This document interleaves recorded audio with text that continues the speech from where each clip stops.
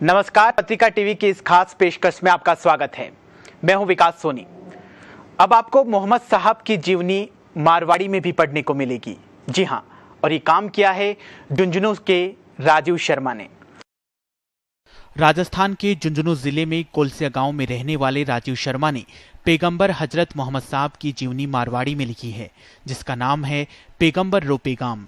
राजीव का कहना है कि ईद के मुबारक मौके पर देशवासियों के लिए उनकी ओर से ये तोहफा है ताकि हिंदुस्तान में सद्भाव का माहौल रहे। इससे पहले राजीव मारवाड़ी में हनुमान चालीसा, मारवाड़ी में आचार्य महाप्रज्ञ जी के उपदेश और उर्दू में श्याम चालीसा का अनुवाद कर चुके हैं। उन्होंने बताया कि पैगंबर हजरत मोहम्मद साहब की जीवनी को मारवाड़ी में लिखने के पीछे उनका ये मकसद था कि जो लोग उनके उपदेशों को उर्दू में नहीं समझ पाते, उनको अपनी भाषा में लिखकर सद्भाव का संदेश दिया जाए।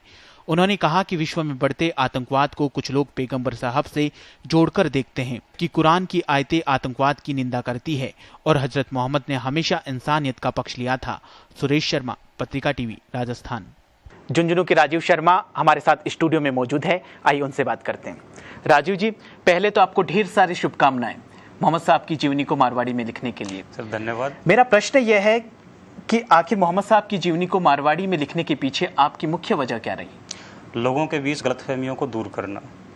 आज हम देखते हैं कि धर्म को लेकर लोगों में इतनी ज़्यादा गलतफहमियां हैं। लोग इसको असहिष्णुता का नाम देते हैं, मैं इसको गलतफहमी का नाम देता हूं। दरअसल हमारे दिलों के बीच जितनी ज़्यादा गलतफहमियां एक दूसरे को लेकर रहेंगी, हमारी भावनाएं उन लोगों एक दूसरे के प्रति उतनी ही खराब होंगी। गलतफहमियां किस तरह की? गलतफहमियां इस तरह की, जैसे हम पैगंबर मोहम्मद साहब को लेकर देखें। पैगंबर साहब के जो पैगाम है उसके बारे में लोगों का ये मानना है कि वे विदेशी थे। उनके जो उपदेश हैं वो सिर्फ अरब वालों के लिए हैं, जबकि अच्छाई के लिए न कोई सरहद होती है, न उसका कोई देश होता है, न उसका कोई खास मजहब होता है। वो पूरी इंसानियत के लिए होती है और पूरी दुनिया के लिए होती है। पैगंबर साहब की जीवनी को अगर आप उठाकर देखें तो उसमें ऐसी कई बातें हैं जो जितनी अरब वाले के लिए उपयोगी हैं उतनी रूस वाले के लिए भी जरूरी हैं और उतनी हिंदुस्तान के लिए जरूरी हैं। राजीव जी, आतंकवाद और इस्लाम को जोड़कर देखा जा रहा है, इस पर ये धार्मिक पुस्तकें कुरान या मोहम्मद साहब का, इनके ऊपर क्या कहना है? देखिए, इसमें मैं सिर्फ एक बात कहूँगा, कुरान की कोई भी अगर आप आयत उठाकर देख लीजिए, किसी भी सूरह को पढ़ लीजिए, उसमें कहीं पर भी आतंकवाद का समर्थन नहीं किया गया है। और कुरान पढ़ने से पहले आपको पैगंबर हजरत मोहम्मद सल्लल्लाहु अलैहि वसल्लम को पढ़ना चाहिए, जिन पर कुरान उतरा था। आप उनकी जीवनी को पढ़कर देखिए, उन्होंने पूरे जीवन में सिर्फ और सिर्फ इंसानियत की बातें की थी। जो आदमी अपने दुश्मन को भी माफ़ करने का हौसला रखता है वो आतंकवाद की बात कैसे कर सकता है? तो राजीव जी, इस पूरी मोहम्मद साहब की जीवनी को मारवाड़ी में लिखने में आपको कितना वक्त लगा? किताब को लिखने में मुझे 1 साल लगा और इसकी तैयारी के लिए मुझे कम से कम 10 साल लगे। 10 साल इस चीज़ को लेकर लगे कि मन भर लिखने के लिए आपको मन भर पढ़ना पड़ता है। जो भी चीज़ आप अगर लिखें तो पूरी जिम्मेदारी के साथ लिखें और उसमें कुछ गलतियां न रह जाएं। तो इसके लिए 10 साल तक मैंने सिर्फ और सिर्फ पढ़ाई की। जो विश्व के बड़े बड़े जो विद्वान हैं उनको पढ़ा और उनकी किताबें पढ़ने के बाद जैसा मैंने समझा उसको अपने नज़रिए से बयान किया है। तो 1 साल मुझे लिखने में लगे और 10 साल जो है इसकी तैयारी करने में और लगे। इस किताब को लिखने की प्रेरणा आपको किन से मिली? किताब को लिखने की प्रेरणा कई चीज़ों से मिली, लेकिन मैं खास तौर से कहूँगा कि पैगंबर साहब का जीवन जो है वही सबसे बड़ा प्रेरणा स्रोत है। बांग्लादेश में जो भी हमला हुआ उसमें आतंकवादियों द्वारा कहा गया कि कुरान की आयतें पढ़कर सुनाई जाएं।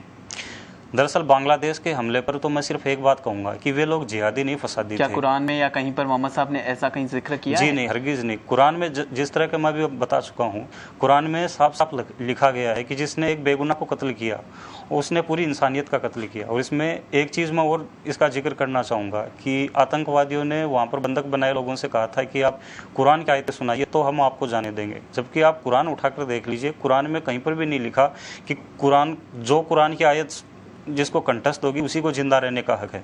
ऐसा बिल्कुल नहीं लिखा है। कुरान को पढ़ना अच्छी बात है और उसको जीवन में उतारना अच्छी बात है।